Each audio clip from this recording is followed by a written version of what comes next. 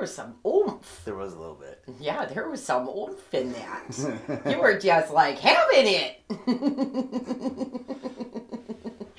Welcome back yet again. So we took a touch of a hiatus, specifically because, oops, we did it again.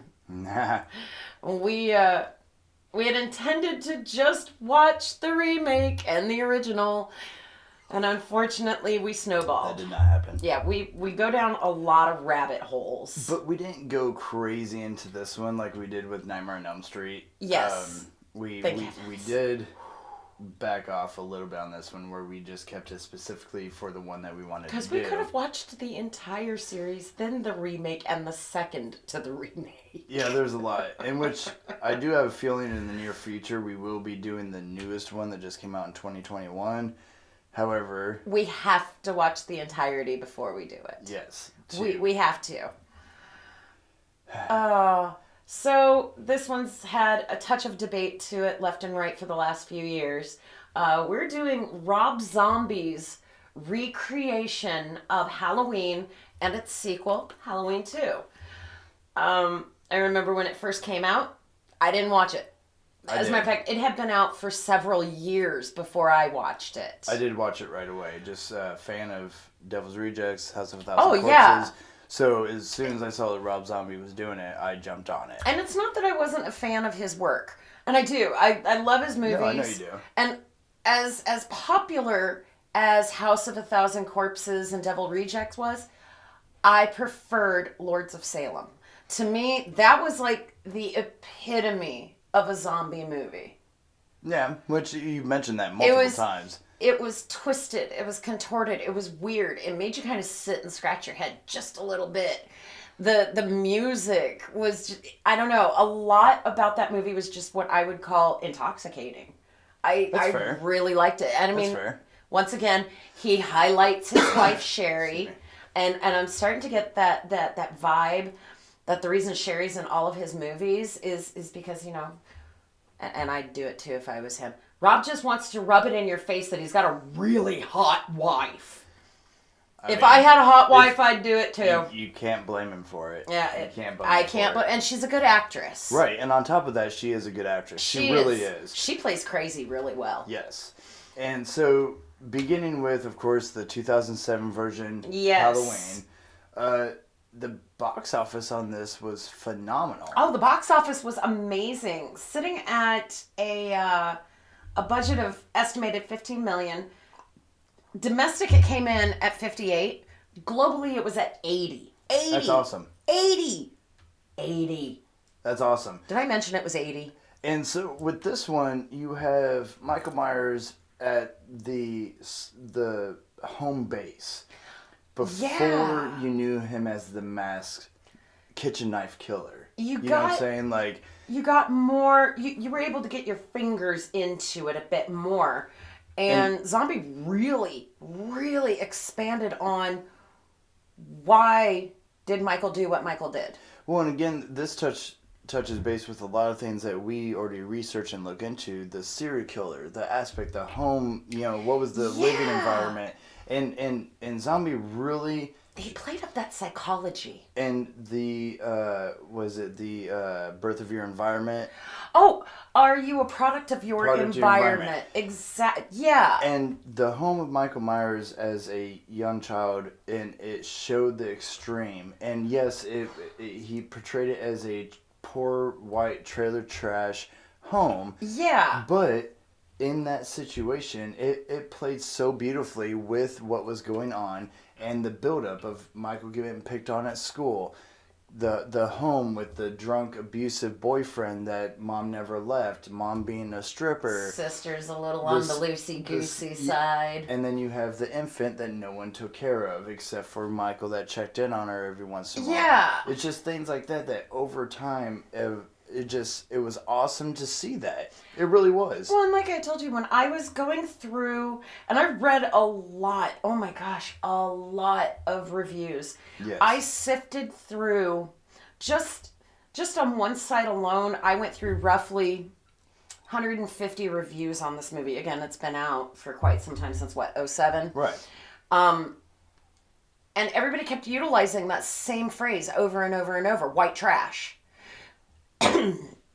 Pardon me.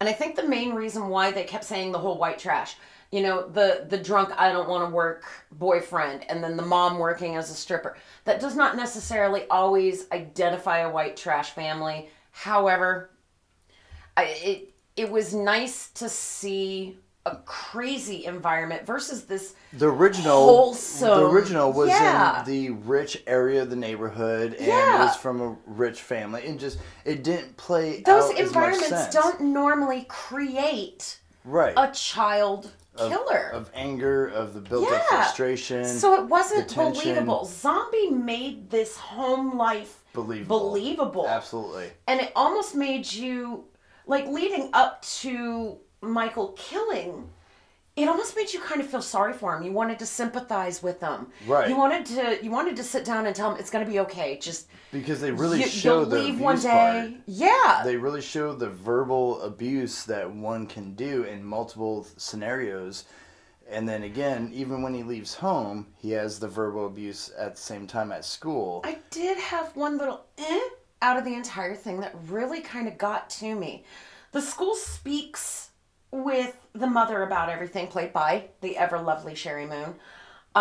They talk with her about it, and of course she's got this, what? He loves animals because she thinks he's cuddling all of his pets and stuff. Even though the pets are constantly disappearing. Yeah, they're all dying. Yeah. But could you imagine being a parent and getting just completely bitch slapped with that? I think my reaction might be the same. Like, what, my kid? My kid? Really? And it kind of irked me a little bit. But she does get after him for being constantly called into the school because he's getting in fights with other schoolboys and this, that, and the other. However, leading up to his first killing with the after-school boy that picked on him in the bathroom scene. And who out there that watched it didn't have just a little bit of cheerleader in them going, get it, Michael. And what I thought was great too is that even at a young age, he portrays the mask as his defense. That's his defense away from reality.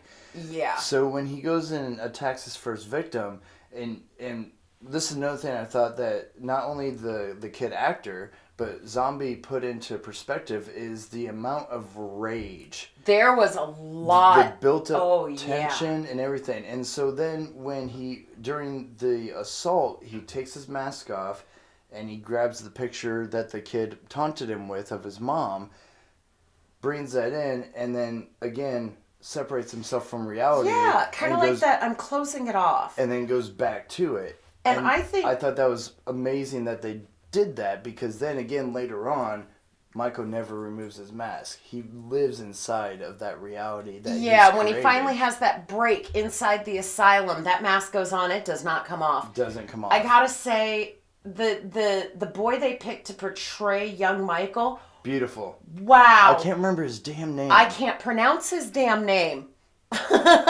Well, we're gonna put it in part of the tags, but he did beautiful. He was amazing. Beautiful job. He had that perfect dead look.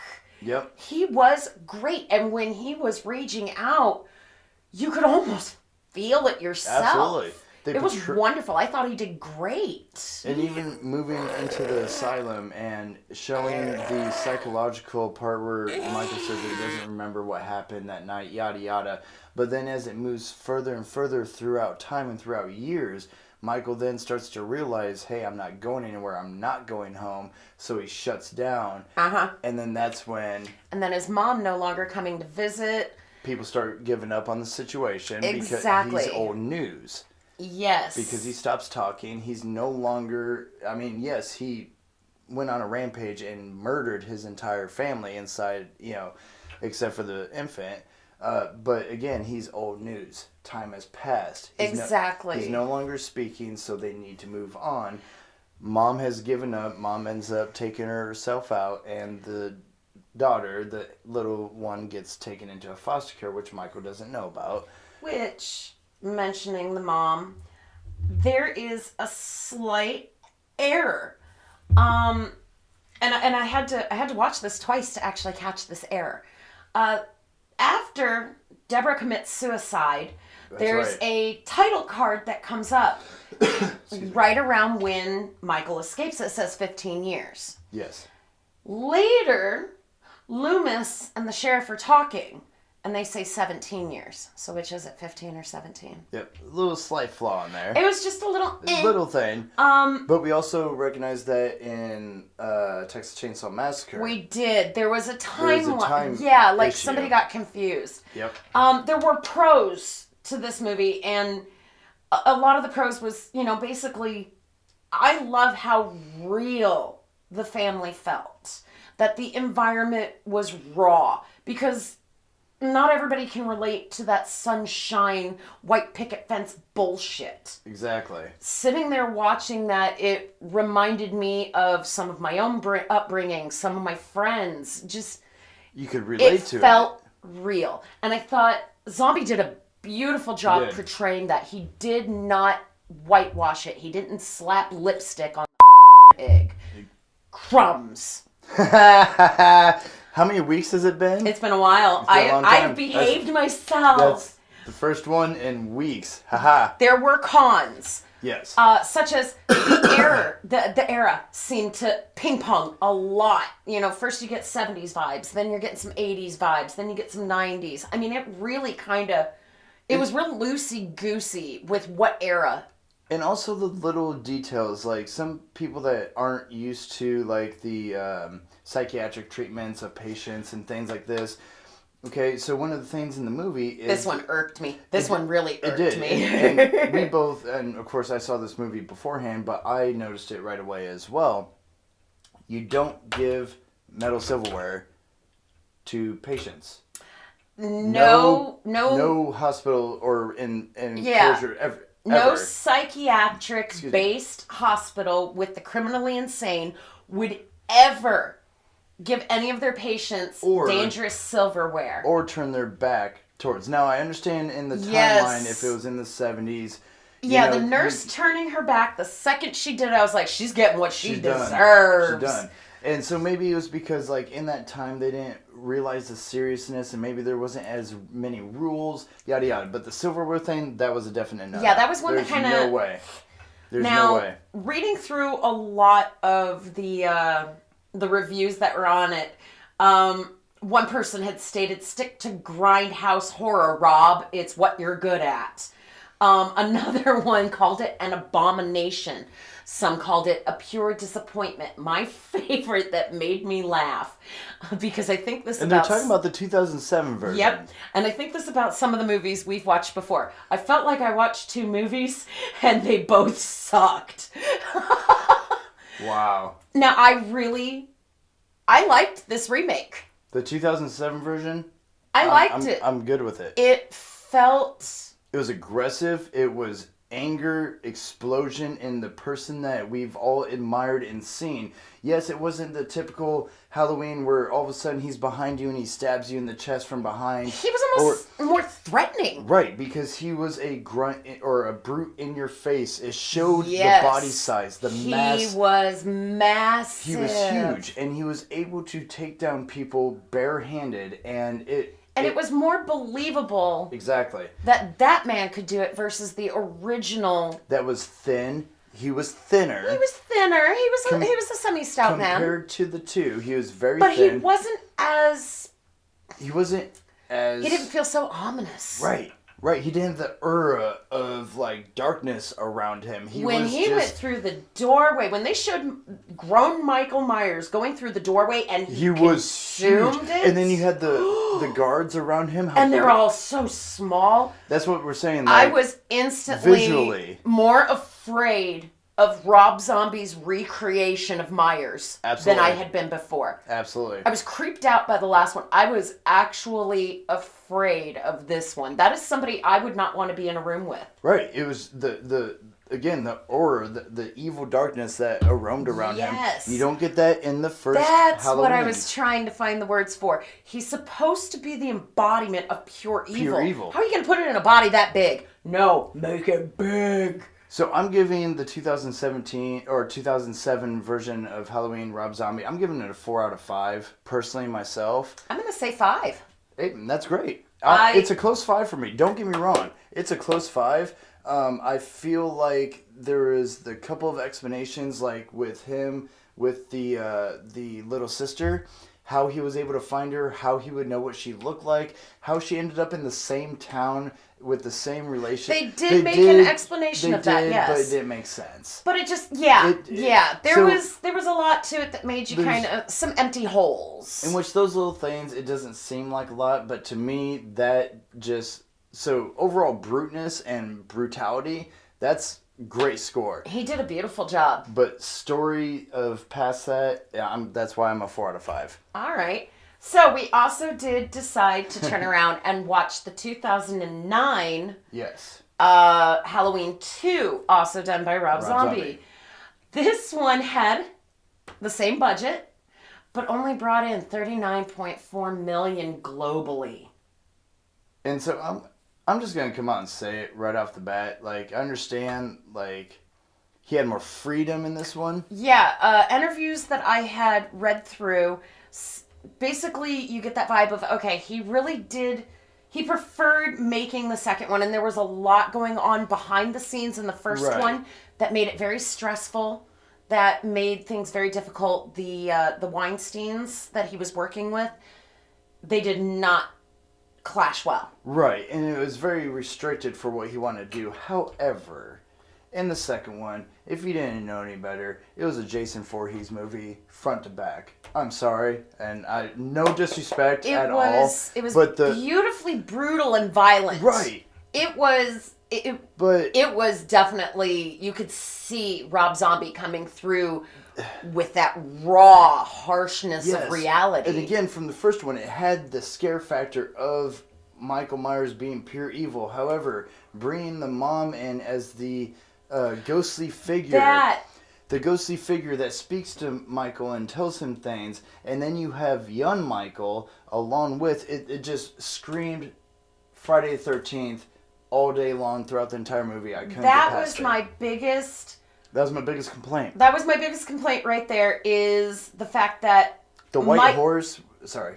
That Michael and Laurie were sharing these visions. Yeah. And when it came down to it, and she's being held down, and, you know, they're in the barn towards the clothes. Yes. And old boy comes in and he's like, there's no one there. And I'm sitting there like, okay, officially, I'm not a dumb person, and it went right over my head. We could have done without all of that. If there had been maybe a little bit more to kind of, I don't know, explain it. Well, we both the visions made no sense. And we both understand that the second one picks up right after the first one. The best friend lives, which was cool as shit. That was awesome. I love that they they had were the scarred scars. up. I love it. Yeah, those girls were screwed up inside and out, and I gotta say thank you so much for bringing back characters who really have the signs of PTSD. These are girls who are freaking damaged. Yep. And I love that. And they played it off yes, so well. I love that Laurie was not this perfect, wonderful kid. In fact, she was actually in a lot of trouble. Yes. And not like, you know, herself but mentally and emotionally. She was screwed up, and I loved that. And they portrayed that so well. Then that's the actress was wonderful. And that's what, and they're the same actors and actresses. That too. That made such a big deal. Thank you so much for keeping the same people. Because you were able to relate to the story, except for Michael Myers as a child. They didn't bring the original back because it was very obvious that he had already grown. It would have been nice to have had him, but a child in the image. Yeah, they tried. He wanted to keep that consistency, and that came through. But it just didn't make sense. It screamed Friday the 13th. There's a lot of plot inconsistency between the two films. And again, I don't mean any disrespect for the thought of what he was trying to portray, because it's not. Because Jason Voorhees, the entire series is a great series.